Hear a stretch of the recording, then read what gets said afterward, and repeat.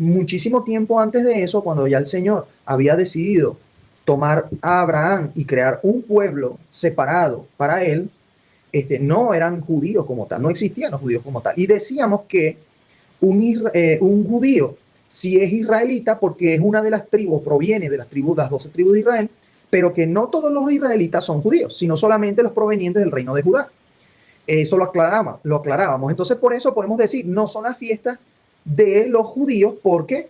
Porque sencillamente las fiestas no fueron entregadas a los judíos, fueron entregadas a todo el pueblo de Dios, a los hebreos, durante su peregrinar desde Egipto hasta la tierra prometida. Entonces, por lo tanto, ya ahí desmontamos eso. No son las fiestas. De hecho, lo otro con lo que se desmonta eso, que son fiestas judías, entre comillas, es con que el Señor dice claramente en Levítico 23, estas son las fiestas de Jehová. ¿Sí? No dice estas son las fiestas de los judíos, ni siquiera dice estas son las fiestas de los israelitas. Dice estas son las fiestas de Jehová y yo se las doy para que ustedes las guarden. Dijimos que las 4 primeras fiestas, ¿cómo eran? ¿O cuáles que eran? Las 4 primeras fiestas eran la Pascua o Pesach, el Mazot o panes sin levaduras, el Bikurim o primeros frutos, ¿sí? Esas eran las 3 primeras que sucedían en la primavera, ¿sí? Luego, 50 días después del Bikurim o de los primeros frutos, o mejor dicho, 7 semanas después, sucedía la 4ª fiesta, que era el Shavuot, o más conocida entre nosotros los cristianos como Pentecostés. Ahora, después del Shavuot, terminan las fiestas de la primavera, que fue las que el Señor cumplió. ¿Por qué las cumplió? Él fue el Cordero de la Pascua. Estuvimos hablando la semana pasada que él murió a la hora que tenía que morir el Cordero de la Pascua, entre las 2 tardes. Fue inspeccionado 5 días antes.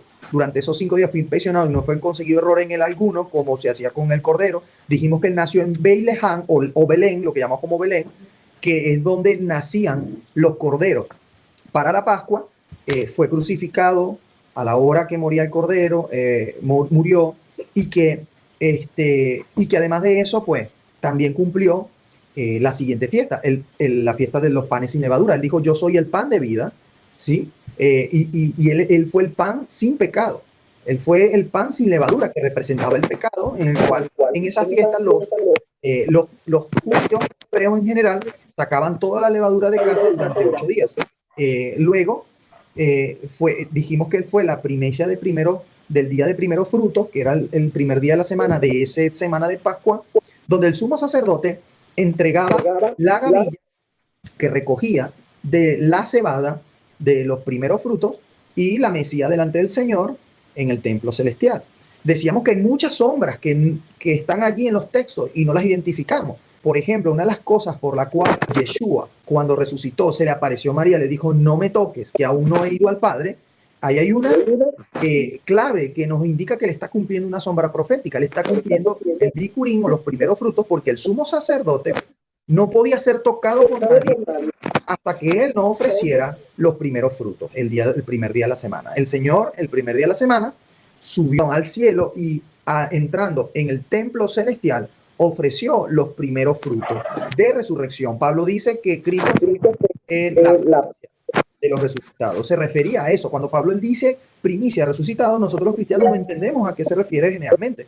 Creemos que es algo bonito que le está diciendo, pero realmente él se está refiriendo a la primicia de la fiesta de primeros frutos. Él en Mateo 26 dice la palabra que cuando tembló, en Mateo 27, cuando tembló la tierra, se abrieron las tumbas y de esas tumbas resucitaron después de Cristo, junto con Cristo, resucitaron personas que luego se le aparecieron a muchos. Esos primeros resucitados, antes de que se le aparecieran a muchos, el Señor los presentó delante del templo celestial como primicias de resucitados. Entonces, por eso dice Pablo que él fue nuestro sumo sacerdote, ya no según la orden que había, porque habían montones habían 24 órdenes de sacerdotales, fue nuestro sumo sacerdote según la orden de Melquisedec. El Señor fue quien entregó el calendario a los hebreos, el único calendario por el cual el Señor no seguía a través de nuestro calendario juliano, gregoriano, no seguía a través de ello. Tampoco seguía a través del calendario judío moderno, tampoco seguía a través del calendario chino. El Señor seguía a través del único calendario que Él entregó a los hombres. De hecho, es el único calendario que fue entregado por Dios. Ese calendario, el Señor dice en Levíticos, que el primer día del año iba a ser el día que ellos salieron de Egipto. Hablamos en la primera clase, les vuelvo a instar a que vuelvan a la primera clase, donde dijimos que el Señor hizo un pacto matrimonial con Israel, que era llamado el pacto del umbral en Egipto. Ese pacto que el Señor hace, lo hace el día primero, o sea, que Él designa como el primer día del año. Y luego, cuando les entrega la fiesta, o sea, les dice que recuerden la Pascua cada año, les dicen, la Pascua la van a contar o la van a hacer el día 14 del mes o del primer mes del año, contado desde el día 1. Y ese día 1, pues, ¿cómo se contaba? Ese día 1 se sacaba en cuenta por dos cosas. El avistamiento de la primera astilla de la luna, ¿sí? Por eso es que la palabra luna proviene de griego y también de hebreo, que significa mes, ¿sí? Y al ver esa primera astilla, ellos veían en el campo, de hecho, previo a ver esa primera astilla, ellos veían en el campo si la cebada ya estaba en un punto que ellos llamaban el punto Aviv, un punto de maduración donde ya estaba lista para pronto ser cosechada. Si ellos iban y veían en el campo había una maduración hasta el punto de Aviv de la cebada, y además en ese día o en esos días aparecía la primera astilla, ese día era declarado el primer día del mes, ¿verdad? Y además el primer día del año.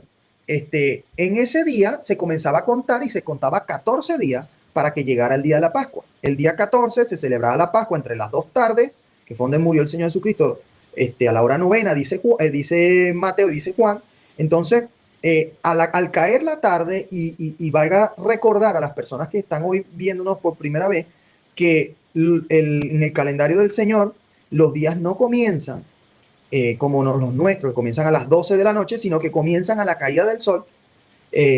Cuando se daba la Pascua a la caída del sol, entonces ya era el 15, ya empezaba la fiesta de panes sin levadura, ¿sí? Ya era el día 15. De hecho, una de las evidencias de que ya venía el día, al caer el sol, ya venía el día de los panes sin levadura, era que ese primer día de panes sin levadura, lo dice Levítico 23, iba a ser un Shabbat solemne. Para nosotros, occidentales, que solo conocemos el día sábado, pensamos que el sábado es solamente el día de la semana, ¿no? El Shabbat. Pero realmente para el Señor habían otros Shabbats, y esos Shabbats eran determinados dentro de la fiesta. El día primero de los panes sin levadura y el día octavo de los panes sin levadura iba a ser cada uno un Shabbat solemne, ¿sí? Donde exactamente se cumplía lo mismo que un Shabbat semanal. Se reposaba, no se trabajaba, no se ponía carga sobre otro, y se usaba para aprender en el Señor, para ir a la sinagoga, etc. Ese día, después independientemente de que no cayera en sábado de la semana, cayera lunes, cayera martes, cayera cuando cayera, el día 15 de Nisan era un sábado. Por eso es que José de Arimatea va y le pide a Pilatos el cuerpo de Cristo rápidamente y le dice que se lo dé, porque necesita ir a enterrarlo antes, ponerlo en la sepultura antes de que comience el sábado, porque en el sábado no se podía tocar muertos, no se podía enterrar muertos, ni tampoco podían quedar en la cruz los muertos. Por eso es que también le exigieron a los romanos que bajaran a esos hombres de la cruz, por eso se acercaron a quebrarle las piernas, y se cumplió la profecía en el Señor que sus huesos no serían quebrados, tal cual como no podía ser quebrado los huesos del Cordero de la Pascua. Empieza la fiesta de los panes sin levadura, pasan estos días de panes sin levadura. Luego, más adelante, vamos a hablar sobre ello y vamos a andar sobre ello, porque lo que aprendimos fue que el Señor murió el día viernes y que resucitó un domingo, cosa que no es así. Y luego no se asusten, sé que les va a causar impacto, pero todo es bíblico.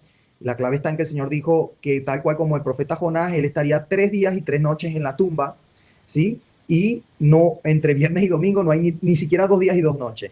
Entonces, pero eso lo vamos a andar más allá. Pasa el Sabbat solemne, luego pasa el Sabbat semanal, y ahí sí llegaba el día del Bikurim, o los primeros frutos. El primer día de la semana era el Bikurim. Ahí, como les dije antes, entonces el Señor tenía que ofrecer los primeros frutos. Ok, pasó los primeros frutos. ¿Qué sucedía? Se contaban 7 Sabbat desde ese Sabbat antes de los primeros frutos. 7 sabbats se contaban, eran 7 por 7, 49, y al día 50, que era domingo para nosotros, para ellos no era domingo, ellos contaban 1, 2, 3, 4, 5, 6, 7 sabbat. Los días de ellos eran números, y solo el séptimo tenía nombre, que era sabbat. Llegado el día 50, era el día de Pentecostés, el día de la fiesta de Shavuot. De hecho, la palabra Pentecostés les dije que viene de contar 50, pero el nombre original en hebreo es Shavuot, que viene de la palabra Shavuot, que la palabra Shavuot significa semana. Y Shavuot es el plural que significa semanas. Y es semanas porque era la fiesta donde contaban semanas para llegar a ella.